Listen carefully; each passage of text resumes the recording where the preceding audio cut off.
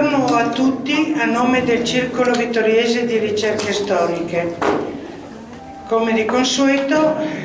sono passati 2 anni e quindi ci ritroviamo per l'appuntamento culturale ogni 2 anni, perché logicamente bisogna dare il tempo agli studiosi di studiare e di scrivere. Ecco, quindi quest'anno siamo con la feste, giochi e musica tra Piave e Livenza, quindi un convegno, diciamo, che dovrebbe essere giocoso, divertente, perché tratta argomenti non certo, diciamo, né morti né carestie né altre cose di questo genere. Ecco, io naturalmente la giornata di studio durerà tutto il giorno come al solito. Penso che però finiremo prima delle 7 questa volta, perché appunto, e difatti mi dispiace dover dire che questa mattina una relazione non ci sarà, quella della musica nella sinistra Piave, perché i 2 studiosi che dovevano partecipare sono tutti e 2 ammalati, quindi questa mattina ci sarà diciamo uno spostamento di qualche relazione. Io adesso invito l'assessore alla cultura, la dottoressa Oliana, a dirci due parole di benvenuto. Grazie. Grazie. E vi ringrazio di avermi invitato ad aprire questo convegno. Dal titolo sicuramente accattivante rispetto ad altri che voi avete appunto fatto, questo invita sicuramente all'ascolto. Mi è tra l'altro occasione gradita, l'ho peraltro detto a chi c'era ieri sera anche in quel contesto, di comunicare anche a voi del Circolo Ricerche Storiche in questa occasione che l'amministrazione di Vittorio Veneto ha deciso di intraprendere un percorso assolutamente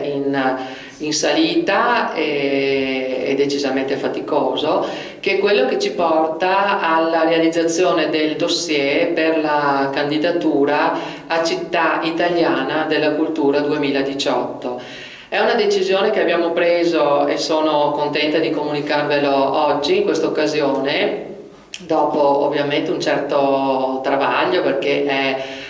si tratta di una azione e poi di una serie di interventi e di progetti estremamente impegnativi, ma che noi abbiamo ritenuto sia fondamentale mettere in cantiere proprio quest'anno, perché il 2018 per noi segna una data fondamentale che tutti ben conosciamo, e quindi l'idea della guerra, ma l'idea della guerra come superamento invece dei conflitti, legandola appunto all'arte, alla cultura e in particolare alla figura anche di Lorenzo da Ponte, che come ben sappiamo è un personaggio importante che noi vediamo come l'ambasciatore della nostra cultura a livello non soltanto europeo ma anche mondiale, e che pensiamo di sviluppare e di cavalcare, passatemi il termine, mettendo a fuoco come in quel periodo in cui Da Ponte e Mozart vivevano c'è stato forse uno dei più interessanti e più importanti sodalizi a livello musicale di tutti i tempi, mentre poi successivamente questi 2 territori, cioè l'Austria e l'Italia, sono invece in guerra in uno dei più sanguinosi conflitti dell'umanità. Comunque il primo dei grandi conflitti mondiali. Quindi partendo da questo presupposto noi andremo ad elaborare un dossier dove chiaramente il tema fondamentale è questo, ma non ci sarà soltanto questo, perché il bando prevede che ci sia tutta una serie di interventi di carattere culturale, eventi, la ricaduta turistica, andranno a valutare la governance, eccetera. Per questo, ed è il motivo per cui lo comunico oggi, sarebbe anche molto bello e interessante che il vostro convegno, che è biennale, potesse nel 18 entrare all'interno di questi eventi che vengono proposti nel dossier. Per cui io vi lancio questa idea di partecipare dando già delle indicazioni di massima su quello che potrebbe essere il vostro la vostra ricerca, il vostro studio indirizzato al 2018, da poterlo inserire all'interno del dossier, perché ovviamente più elementi noi andiamo, ovviamente coordinandoli, ad inserire all'interno di questo dossier, più possibilità abbiamo di entrare intanto nella rosa delle 10 città che potrebbero essere scelte, ed eventualmente, avendo fortuna, ma non solo, perché in questo caso sappiamo che serve anche molto altro,